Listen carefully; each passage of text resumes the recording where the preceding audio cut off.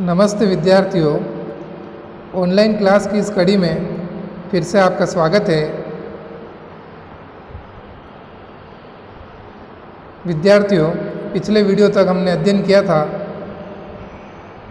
कि अंग्रेजों द्वारा अपनी कूटनीति के तहत पहले सिंध को, फिर पंजाब को और धीरे धीरे उत्तरी पश्चिमी सीमा पर स्थित प्रांतों पर अपना अधिकार कर लिया गया।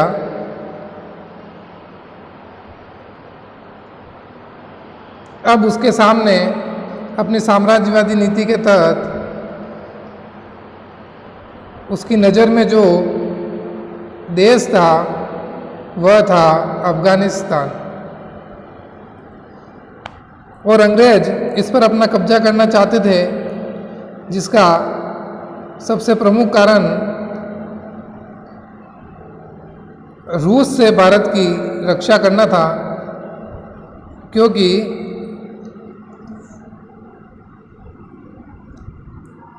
अफ़गानिस्तान से लगा हुआ क्षेत्र रूस था उत्तर की तरफ, और अंग्रेजों को भय था कि रूस अफ़गानिस्तान के सहारे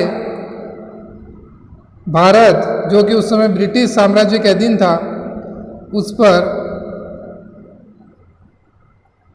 कब्जा कर सकता है। इसका भय अंग्रेजों को बना रहता था।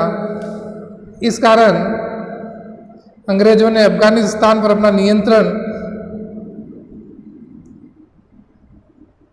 स्थापित करना चाहा,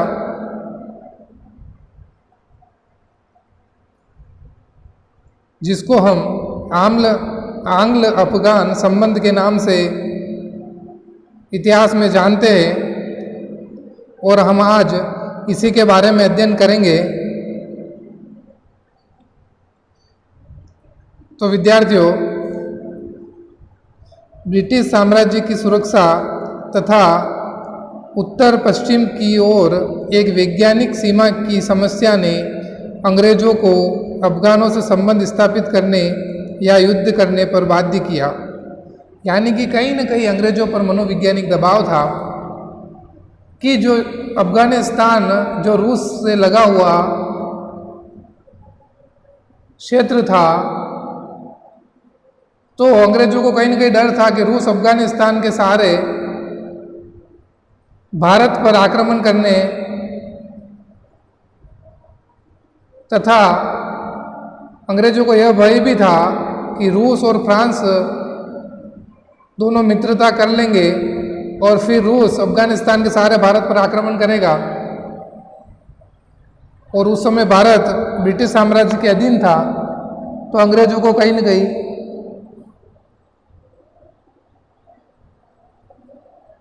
मनोवैज्ञानिक या कहीं न कहीं एक तरह से डर सता रहा था।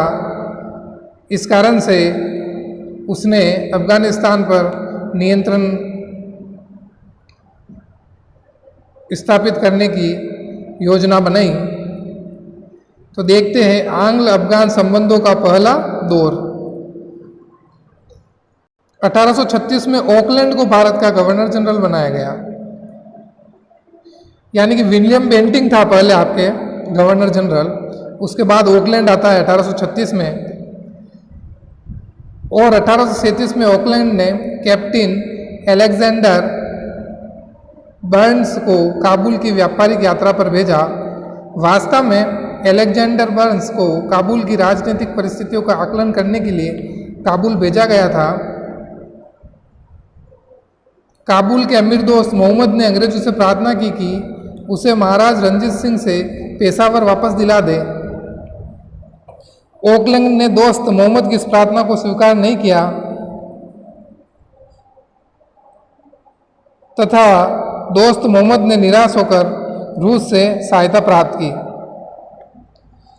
यानी कि विद्यार्थियों,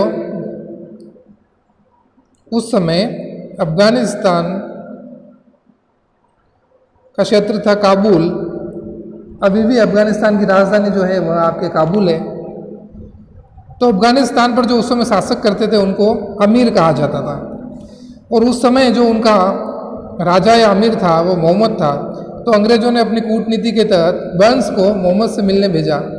तो मोहम्मद भी बड़ा चालाक था, उसने कहा रणजीत सिंह ने जो हमारा क्षेत्र पेशावर जीता था उसको अंग्रेज वापस दिला दे। परंतु उस समय गवर्नर जनरल ऑकलैंड था, उसने उसकी इस बात को स्वीकार नहीं किया। तो फिर मोहम्मद ने क्या किया कि रूस से सहायता मांगी। इस प्रकार अलेक्जेंडर बर्न्स अपनी योजनाओं में असफल होकर 26 अप्रैल 1838 को भारत वापस आ गया। बर्न्स की असफलता के बाद ऑकलैंड ने रणजीत सिंह और शाह शुजा के साथ मिलकर जून 1838 में एक त्रिदलीय संधि पर हस्ताक्षर किए। इस संधि के अनुसार शाह शुजा को ऑकलैंड ने अपनी सैनिक सहायता से 1840 में काबुल की गद्दी पर बैठा दिया। इसके बदले शाह शुजा ने यह वचन दिया कि वह अपने विदेश संबंध सिख और अंग्रेजों की सलाह से संचालित करेगा, किंतु स्थानीय जनता ने शाह शुजा को स्वीकार नहीं किया। अब ऑकलैंड क्या करता है छात्रों कि पंजाब में शासन कर रहा होता रणजीत सिंह और अफगानिस्तान पर कब्जा करने की कोशिश कर रहा होता है शाह शुजा।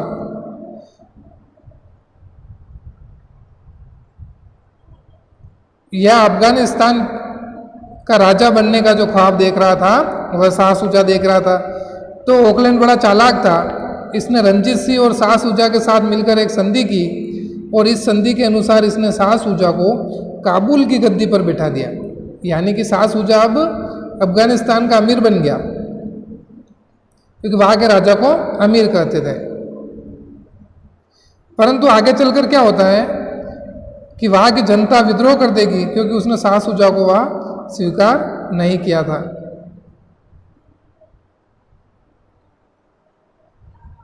शीघ्र ही अफगानों ने विद्रोह कर दिया और शाह शुजा की सत्ता को समाप्त कर दिया।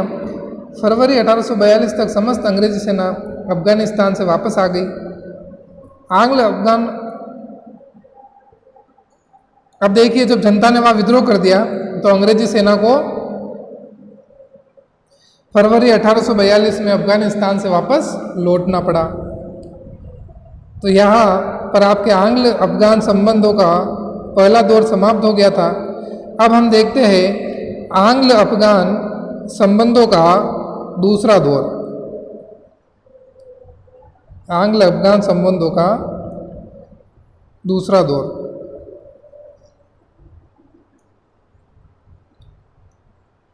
तो देखिएगा छात्रों, आंग्ल अफगान संबंधों का दूसरा दौर लॉर्ड एलनबरो से लेकर लॉर्ड नॉर्थ कुर्क के शासनकाल तक चलता रहा। यानी कि जो एलनबरो और नॉर्थ कुर्क थे ये आपके अंग्रेजी गवर्नर जनरल थे, क्योंकि ऑकलैंड, पहला दौर तो ऑकलैंड के शासनकाल में समाप्त हो गया। अब दूसरा दौर जो आएगा वह एलनबरो व नॉर्थ कुर्क के शासनकाल तक चलता रहेगा। आंग्ल अफगान संबंधों का यह दूसरा दौर जॉन लॉरेंस की कुशल अकर्मण्यता की नीति के लिए प्रसिद्ध है।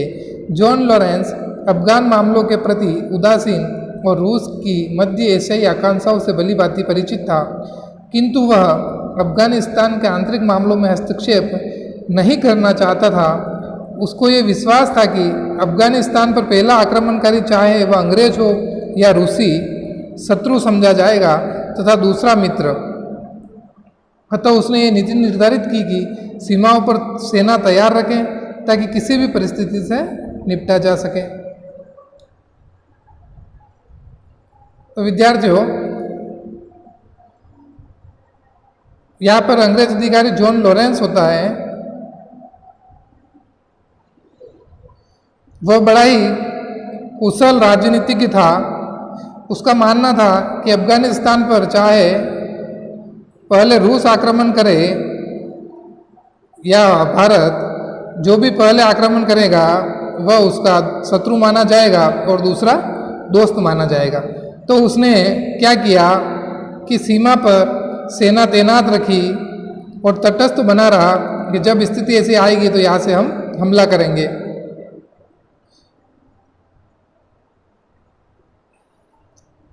अब देखिए 1863 में अफगानिस्तान के अमीर दोस्त मोहम्मद की मृत्यु हो जाती है। और जब किसी राजा की मृत्यु होती है तो निश्चित ही उस राज्य में उत्तराधिकार संघर्ष चलता है। तो यहाँ भी सत्ता प्राप्ति के लिए संघर्ष प्रारंभ हो गया।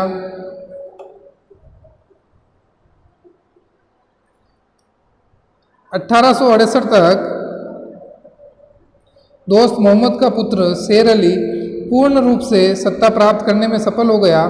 उत्तराधिकार के इस संघर्ष में गवर्नर जनरल जॉन लॉरेंस ने न तो किसी का पक्ष लिया और न ही किसी की सहायता की। मैंने जैसा पहले ही बताया कि जॉन लॉरेंस था, ये बड़ा ही कूटनीतिक व्यक्ति था। पहले ही इसने अफगानिस्तान पर अपनी तटस्थता की नीति अपनाई और अब भी यह सब घटनाएं वह देख रहा था कि कैसे वहाँ पर उत्तराधिकार संघर्ष चल रहा है और मोहम्मद का पुत्र शेर अली सत्ता प्राप्त करने में सफल हो गया। तो उत्तराधिकार संघर्ष में भी लॉरेंस ने किसी का भी पक्ष नहीं लिया, परंतु यह बड़े चालाक व्यक्ति था। जब शेर अली वहाँ का अमीर बना तो लॉरेंस ने उसे प्रचुर आर्थिक और सैनिक सहायता देने का प्रस्ताव किया। लॉर्ड मेयो और नॉर्थ कुक ने लॉरेंस की नीति में कोई खास परिवर्तन नहीं किया। यानी कि लॉरेंस ने जब देखा अब स्थिति संभल गई है, मोहम्मद का पुत्र शेर अली पूर्ण रूप से सत्ता प्राप्त करने में सफल हो गया है, तो उसने आगे चलकर उससे दोस्ती का हाथ बढ़ाया और उसको प्रचुर आर्थिक और सैनिक सहायता देने का प्रस्ताव किया। और इसके बाद लॉर्ड मेयो और नॉर्थ कुक आते हैं गवर्नर जनरल, वह भी लॉरेंस की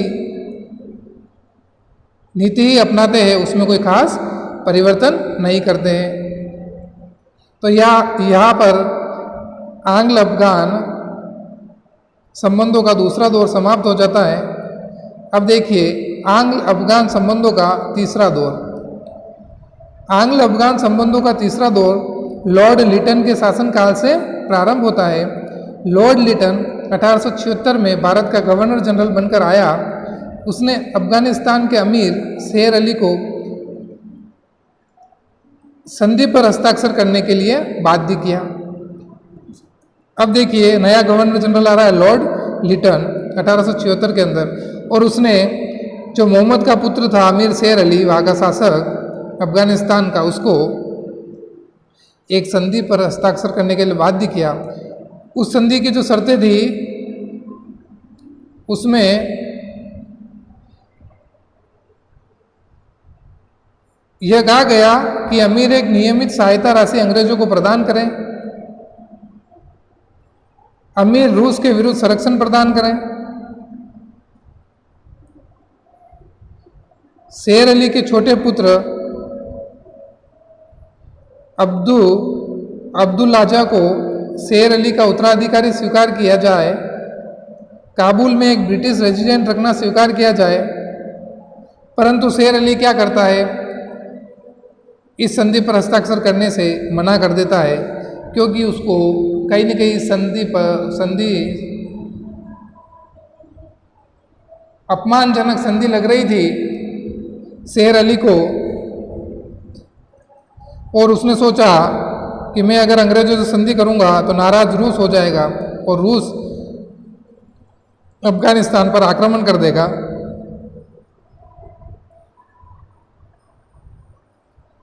और इस संधि में जो शर्तें रखी गई वह उससे शेर अली सहमत नहीं था, इसलिए उसने मना कर दिया कि मैं इस संधि को नहीं मानता हूँ। तो लॉर्ड लिटन ने इसे अपनी अपमानजनक उपेक्षा माना और अफगानिस्तान के विरुद्ध धमकाने की नीति का अनुसरण प्रारंभ कर दिया। कुछ ही समय बाद उसने अफगानिस्तान के विरुद्ध आक्रमण की तैयारी भी शुरू कर दी और नवंबर 1878 में आंग्ल अफगान युद्ध आरंभ हो गया।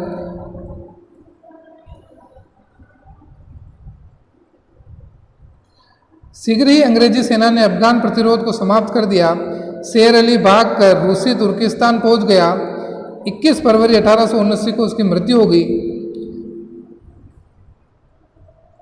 युद्ध में क्या होता है, शेर अली हार जाता है और भागकर रूस तुर्किस्तान पहुंच गया और शेर अली के बाद उसका पुत्र याकूब खां को एक अपमानजनक संधि पर हस्ताक्षर करने के लिए बाध्य किया गया। इस संधि के अनुसार याकूब खान को अफगानिस्तान का अमीर स्वीकार किया गया। अमीर ने 6 लाख रुपया वार्षिक कंपनी को देना स्वीकार किया और अपने विदेशी संबंधों में भारत सरकार की मध्यस्थता स्वीकार की। अब जब शेर अली भागकर रूस तुर्किस्तान भाग गया और वहाँ पर उसकी मृत्यु हो जाती है, तो उसका पुत्र होता है याकूब खां, वह अंग्रेजों से संधि कर लेता है और बदले में 6 लाख रुपये वार्षिक कंपनी को देता है तथा विदेश संबंधों में वह भारत सरकार, जो कि उस समय अंग्रेज सरकार थी, उनकी मध्यस्थता को उसने स्वीकार कर लिया। परंतु आगे चलकर क्या होता है कि अंग्रेजों की यह विजय स्थायी न रह सकी और 3 सितंबर 1879 को काबुल में ब्रिटिश रेजिडेंट मेजर केवेन घरी की हत्या कर दी गई। किंतु अंग्रेजी सेना ने पुनः अफगानिस्तान पर आक्रमण कर दिया तथा काबुल कंधार पर अधिकार कर लिया। ब्रिटिश रेजिडेंट जो होता है अंग्रेज सरकार का, केवेन घरी, उसकी हत्या कर दी जाती है काबुल के अंदर, जिससे वह विद्रोह भड़क जाता है।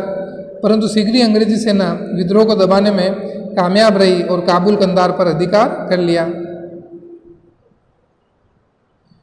अब क्या होता है, अप्रैल 1880 में ग्लैडस्टोन ने ब्रिटेन में उदारवादी दल की सरकार बनाई। यानी कि ब्रिटेन में जो प्रधानमंत्री या गवर्नमेंट चेंज हो रही है, तो इधर से क्या होता है, गवर्नर जनरल लॉर्ड लिटन भी अपना त्यागपत्र दे देता है और उसके स्थान पर लॉर्ड रिपन भारत का गवर्नर जनरल बनकर आता है। और इसी घटनाक्रम के बीच क्या होता है, शेर अली के भाई का लड़का अब्दुल रहमान काबुल पहुंच जाता है, जबकि काबुल में किसका शासन होता है इस समय,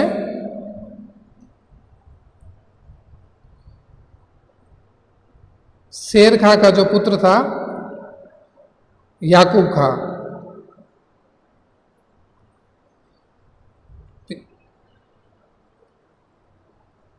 शेर खां तो भाग जाता है रूस, शेर अली खां रूस भाग जाता है और उसका पुत्र होता है याकूब खां। उसको यहाँ का अफगानिस्तान का शासक स्वीकार कर लिया जाता है। परंतु अब इस बीच कौन आ जाता है, शेर अली का भतीजा अब्दुल रहमान काबुल आ गया और लॉर्ड रिपन ने भी उसे काबुल का अमीर स्वीकार कर लिया। और इधर से गवर्नर जनरल भी लॉर्ड लिटन के स्थान पर लॉर्ड रिपन आया, तो रिपन ने भी अब्दुल रहमान को काबुल का, अफगानिस्तान का शासक स्वीकार कर लिया। अफगानिस्तान को खंडित करने की लॉर्ड लिटन की योजनाओं को तिलांजलि दे दी। यानी कि लॉर्ड लिटन के स्थान पर जब लॉर्ड रिपन भारत आया, तो रिपन बड़ा ही उदारवादी व्यक्ति था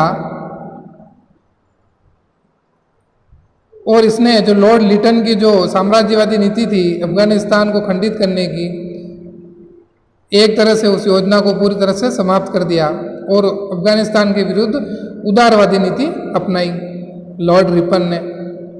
क्योंकि यह उदारवादी व्यक्ति था, इसने भारत में और भी बहुत से सुधारात्मक कार्य किए थे।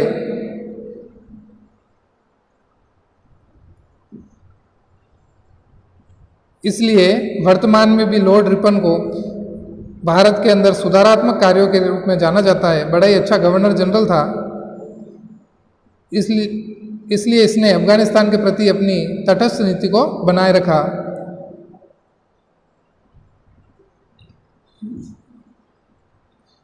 अब तीसरा दौर लॉर्ड रिपन के बाद समाप्त हो जाता है।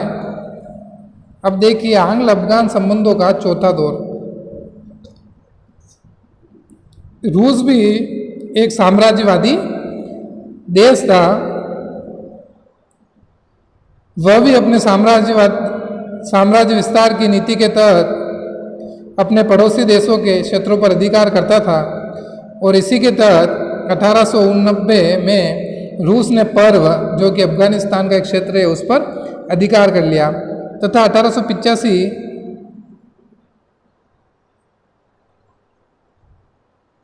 में रूस ने एक अन्य अफगान प्रदेश पंचदेह पर भी अधिकार कर लिया। यानी कि 85 से 89 के बीच में रूस ने पर्व और पंचदेह जो अफगानिस्तान के क्षेत्र थे उन पर अधिकार कर लिया। रूस की इन विस्तारवादी योजनाओं को समाप्त करने के लिए ब्रिटिश सरकार ने रूस के विरुद्ध युद्ध की तैयारी आरंभ की, किंतु रूस ने शीघ्र ही ब्रिटिश सेनाओं के भय से विजित क्षेत्र पुनः अफगानिस्तान को लौटा दिए और इस प्रकार संकट टल गया। यानी कि विद्यार्थियों, आंग्ल अफगान संबंधों के चौथे दौर में रूस द्वारा अफगानिस्तान के क्षेत्रों को जीता जाता है, जिसके विरुद्ध युद्ध करने के लिए योजना बनाते हैं अंग्रेज, परंतु अंग्रेजों के भय के कारण रूस वापस विजित क्षेत्रों को अफगानिस्तान को लौटा देता है। किंतु रूस ने दक्षिण और पूर्व की ओर अपना प्रसार जारी रखा और 1895 में पामीर पर अधिकार कर लिया, किंतु ब्रिटिश भय के कारण 1895 के अंत में उसने ऑक्सस नदी को अपनी दक्षिणी सीमा स्वीकार कर लिया। 1907 में आंग्ल रूस समझौता हुआ। इसमें यह निश्चित हुआ कि अफगानिस्तान रूस के प्रभाव क्षेत्र से बाहर है। रूस ने भी यह वचन दिया कि वह काबुल में अपने एजेंट नहीं भेजेगा, काबुल के साथ अपने संबंधों में इंग्लैंड की मध्यस्थता स्वीकार करेगा। दूसरी तरफ इंग्लैंड ने भी अफगानिस्तान की राजनीतिक स्थिति में कोई परिवर्तन न करने व अपने प्रभाव का रूस के विरुद्ध प्रयोग न करने का वचन दिया। यानी कि आंग्ल अफगान का जो संबंधों का जो चौथा दौर था उसके अंदर 1907 के अंदर अंग्रेजों और रूस के मध्य एक समझौता हो गया, जिसमें यह शर्त रखी गई कि अफगानिस्तान के मामले में न तो रूस दखल देगा न ही अंग्रेज दखल देंगे। तो इस तरह से 1907 के अंदर अंग्रेजों और रूस के मध्य एक समझौता हुआ, किंतु अफगानिस्तान का अमीर हबीबुल्ला इस समझौते से सहमत न था। अतः आंग्ल अफगान संबंध पुनः टूटने की स्थिति में पहुंच गए। प्रथम महायुद्ध में जर्मनी की ओर से अमीर ने भारत पर आक्रमण कर दिया, किंतु वह शीघ्र ही परास्त हो गया। इस बीच क्या होता है, प्रथम महायुद्ध 1914 में प्रारंभ हो जाता है और जर्मनी की ओर से अफगानिस्तान ने क्या किया, भारत पर आक्रमण कर दिया, किंतु वह शीघ्र ही परास्त हुआ और 1921 में एक शांति संधि पर हस्ताक्षर हुए। इस संधि के द्वारा अफगानिस्तान को विदेशी संबंधों के क्षेत्र में पुनः स्वाधीनता प्रदान की गई और 1922 में काबुल और इंग्लैंड के मध्य राजनयिक संबंध स्थापित हुए। तो विद्यार्थियों, इस वीडियो में हमने समझा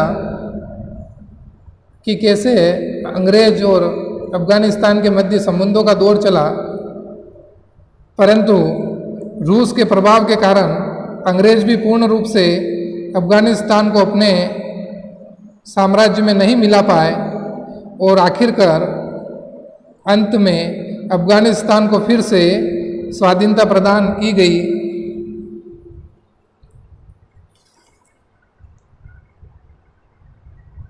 और 1922 ईस्वी में इंग्लैंड और काबुल के बीच दूतावास भी स्थापित किया गया था।